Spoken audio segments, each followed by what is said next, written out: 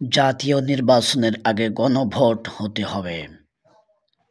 London থেকে তৌহিদুল করিম মুজাহিদ। লন্ডনে বাংলাদেশ জামায়াতে ইসলামী doctor Mohammad Shafiqur রহমানের এই সংবাদ সম্মেলনে অনুষ্ঠিত হয়েছে।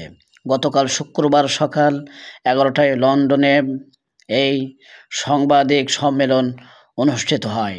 সাংবাদিক সম্মেলনে দলীয় কার্যক্রম, সাম্প্রতিক রাজনৈতিক উপস্থিতি এবং বাংলাদেশ গণতন্ত্র পুনরুদ্ধার আন্দোলন নিয়ে বিস্তারিত বক্তব্য দেন ডক্টর শফিকুর রহমান।